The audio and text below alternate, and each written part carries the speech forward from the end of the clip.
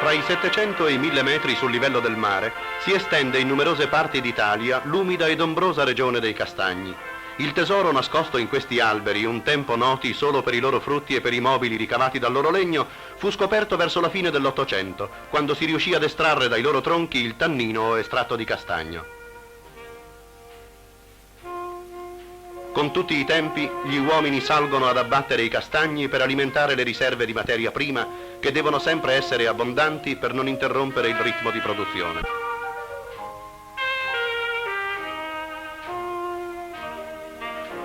Una volta abbattuto, il castagno viene subito sfrondato.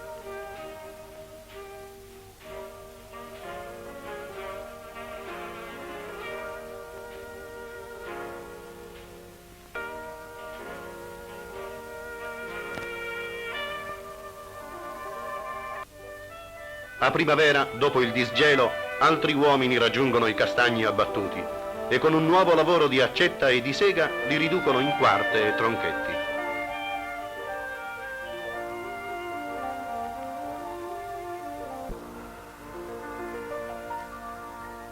All'inizio della carrozzabile, i muli trasferiscono il loro carico ai camion che lo portano direttamente nell'interno dello stabilimento.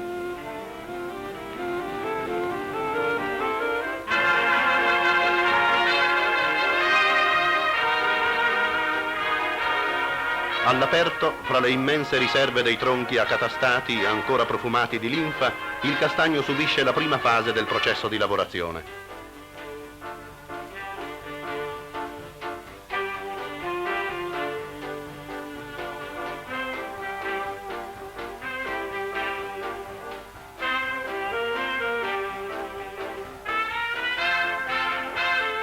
Dopo averli caricati sui carrelli, gli uomini trasportano i tronchi alla macinatura.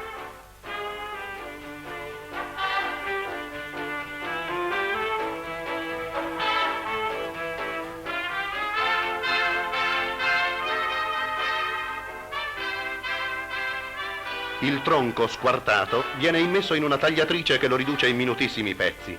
Diversi coltelli piani e dentati montati sulla pesante ruota di ghisa tritano 450 o 500 quintali al giorno di castagno.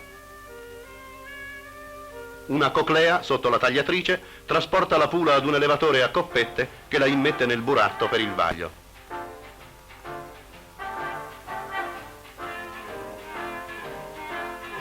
Il tutto si riunisce in un canale dal quale viene aspirato da un trasportatore pneumatico che lo solleva e lo ammassa in una tramoggia situata sopra gli autoclavi.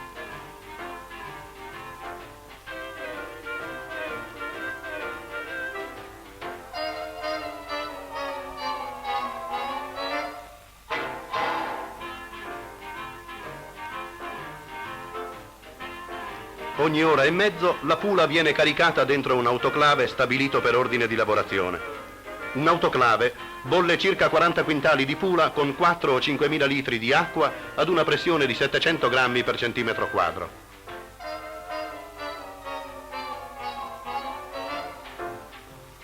Dopo circa 9 ore di ebollizione, il liquido che ha assorbito le sostanze tanniche del castagno viene pompato ed inviato in un tino deposito di 40.000 litri, dove arriva con una concentrazione di qualche grado Baumé. Dal deposito viene inviato ad una vasca e di qui per caduta ad un evaporatore dove bolle ad una superiore a quella atmosferica, aumentando in gradi Baumé di densità. Attraverso i tubi di raffreddamento il liquido con la nuova densità viene inviato ai tini di decantazione dove deposita le sostanze torbide.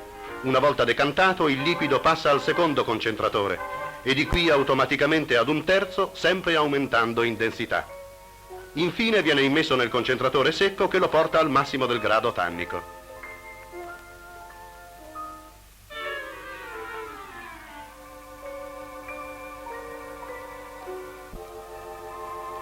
Quando esce dall'autoclave, la pula di castagno esausta viene inviata a mezzo di trasportatori a nastro ad un essiccatoio.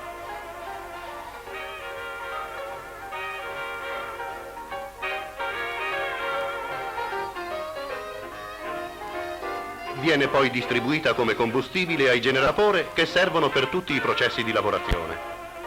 Il vapore aziona anche un gruppo turboalternatore che alimenta la rete elettrica interna con tutte le sue dirette applicazioni, fra le quali quella in officina.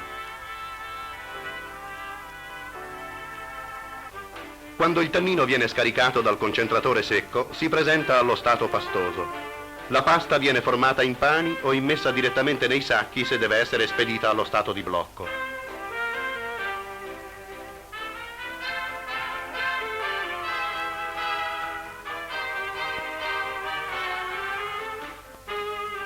Una volta raffreddato e quindi vetrificato, il tannino viene macinato e insaccato.